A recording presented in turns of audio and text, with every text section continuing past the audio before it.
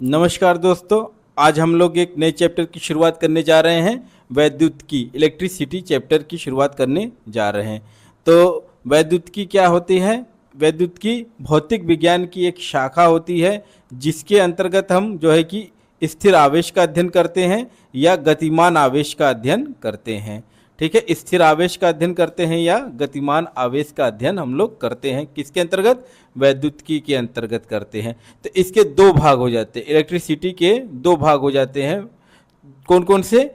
एक हो जाता है इलेक्ट्रोस्टैटिक्स और दूसरा हो जाता है करंट इलेक्ट्रिसिटी हो जाता है। इलेक्ट्रोस्टैटिक्स को और क्या कहा जा सकता है? स्टैटिक इलेक्ट्रिसिटी कहा जा सकता है।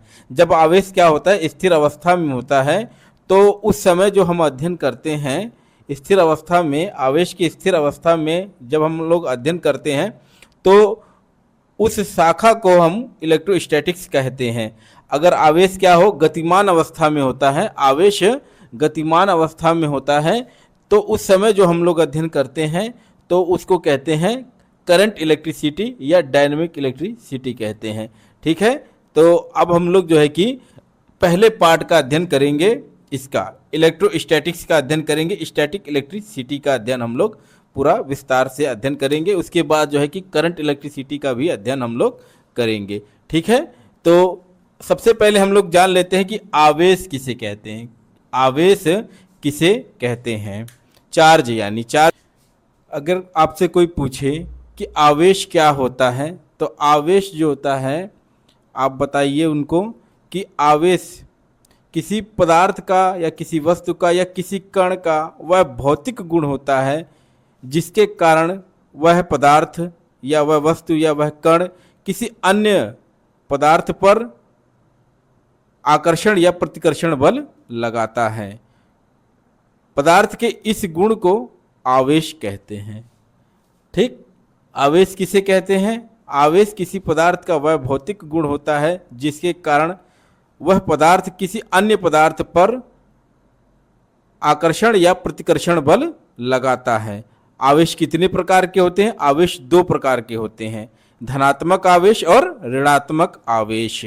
धनात्मक आवेश किसे कहते हैं? धनात्मक आवेश मतलब प्रोटॉन को कहा जाता है और उसका मान कितना होता है?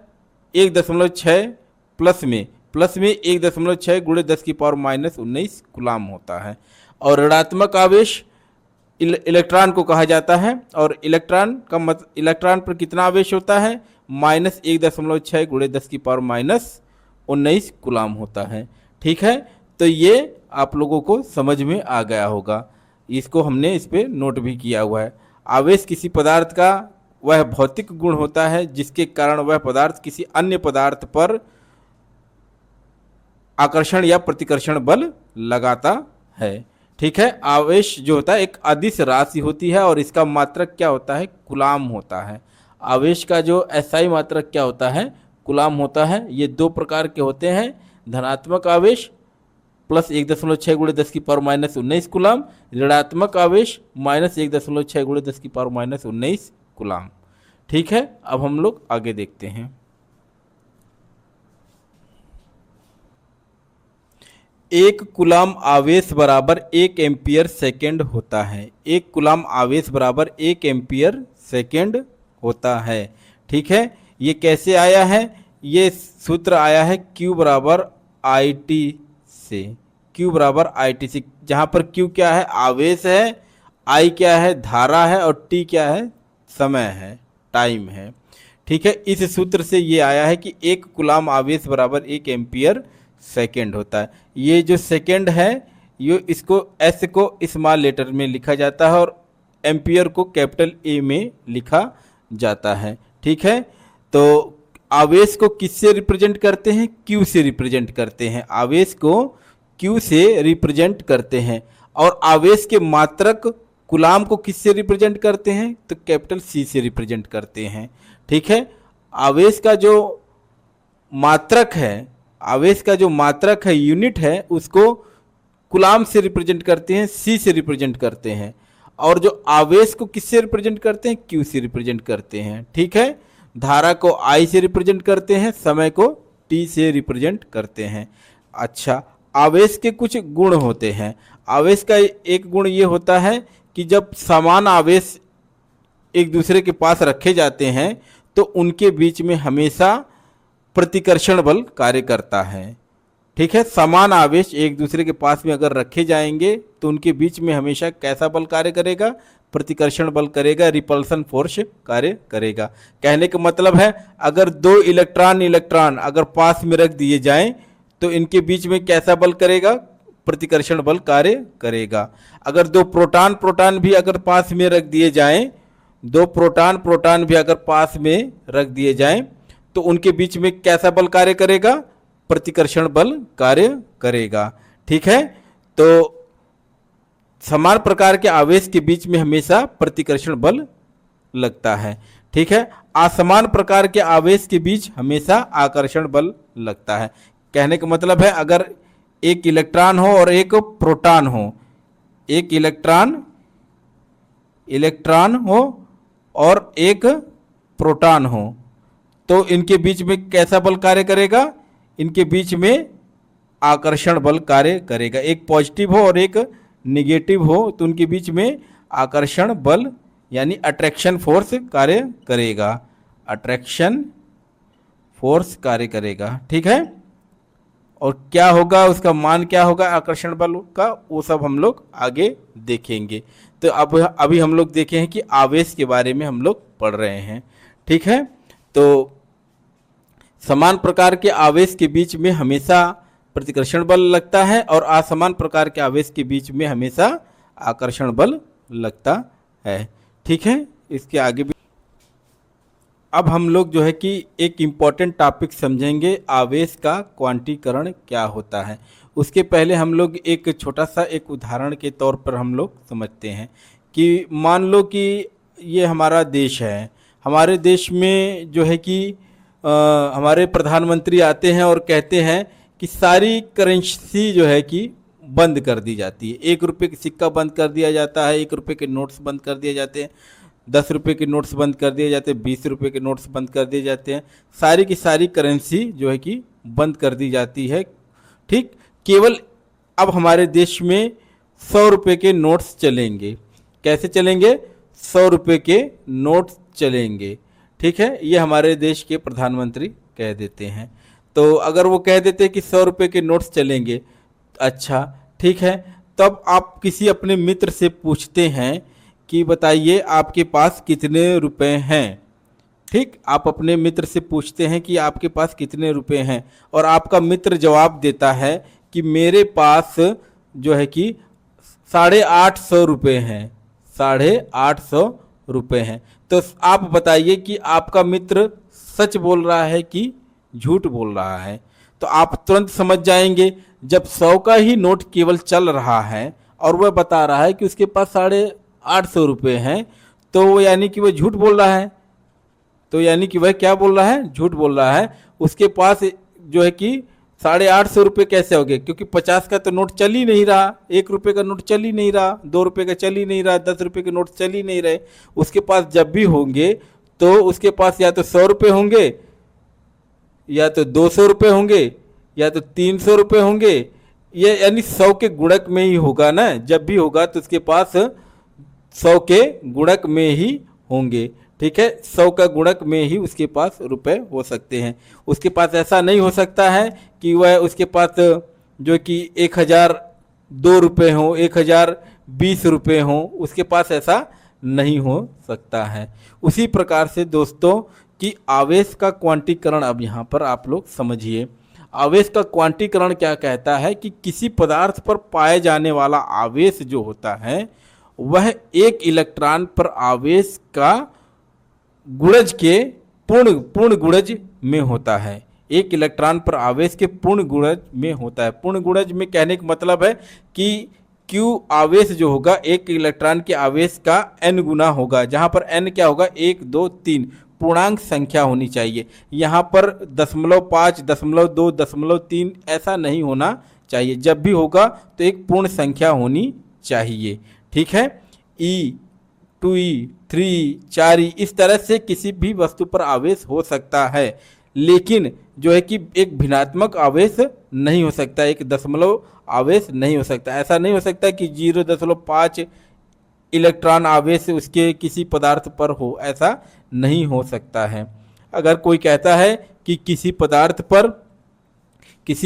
पर जो है कि 0.8 इलेक्ट्रॉन आवेश हैं, तो वो बताइए सच बोल रहा है कि झूठ बोल रहा है। किसी पदार्थ पर 0.8 इलेक्ट्रॉन आवेश हैं। इलेक्ट्रॉन आवेश मतलब एक इलेक्ट्रॉन पर जितना आवेश है उतना इलेक्ट्रॉन आवेश।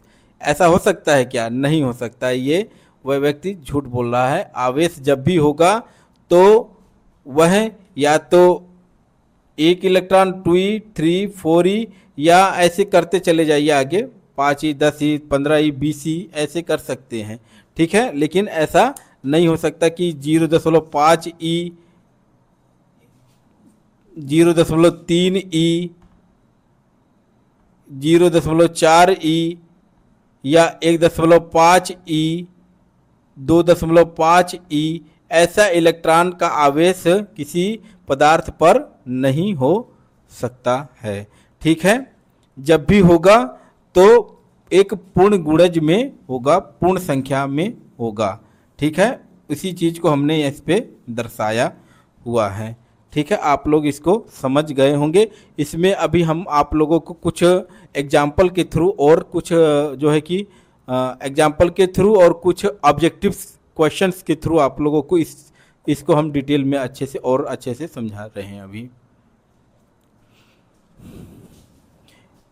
अब हम लोग आवेश का क्वांटीकरण सिद्धांत पर कुछ ऑब्जेक्टिव क्वेश्चंस को देख लेते हैं, जिससे कि हमारा कॉन्सेप्ट पूरी तरह से क्लियर हो जाए, ठीक है। तो निम्न में से किस वस्तु पर कौन सा आवेश संभव नहीं है? देखिए, आवेश संभव नहीं है। किसी वस्तु पर जब भी आवेश होगा वह Q बराबर NE, जहाँ n क्या होना चाहिए? एक पूर्णांक संख्या होनी चाहिए, एक पूर्णांक संख्या होनी चाहिए, पूर्णांक संख्या होनी चाहिए, ठीक, पूर्णांक संख्या होनी चाहिए। तो कौन सा आवेश संभव नहीं है?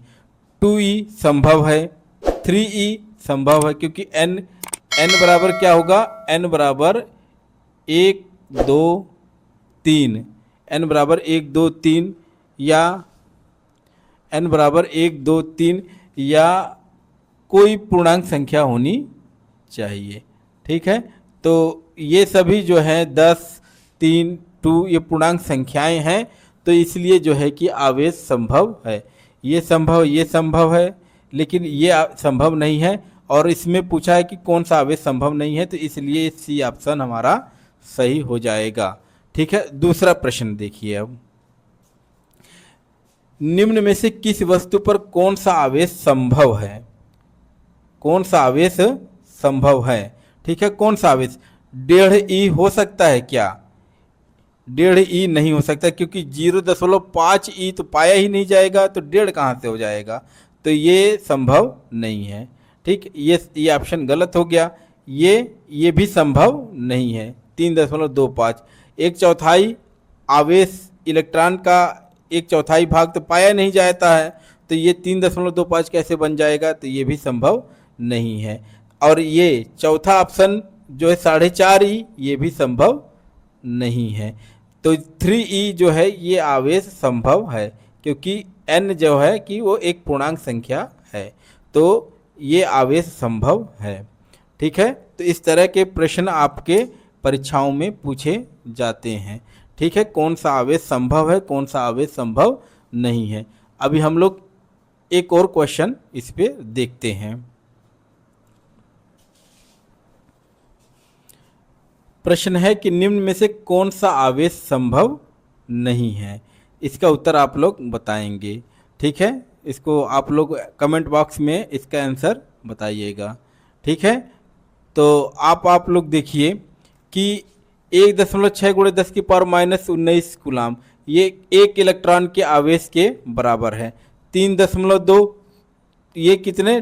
2e इलेक्ट्रॉन के आवेश के बराबर है। और 6.4 ये 4e इलेक्ट्रॉन के आवेश के बराबर है। और ये 0.8 ये 10 × 10⁻⁻19 ये 0.5 इलेक्ट्रॉन आवेश के बराबर है। कौन सा संभव होता है? ये संभव होता है, ये संभव होता है, ये संभव होता है, क्योंकि Q बराबर एन ई, जहाँ पर n क्या है, जहाँ पर n एक पूर्णांक संख्या है, n एक पूर्णांक संख्या है। अगर पूर्णांक संख्या है तब तो ये संभव है, और अगर पूर्णांक संख्या नहीं है, दशमलव संख्या है, भिन्न संख्या है, तो वह संभव नहीं होता है। ठीक है, तो ये वाला ऑप्शन आपका सही हो जाएगा, यही संभव नहीं है। ये संभव है बाकी, और ये संभव नहीं है। ठीक है, इस प्रकार से बहुत सारे जो है कि प्रश्नों को आप लोग और भी हम लोग हल करेंगे।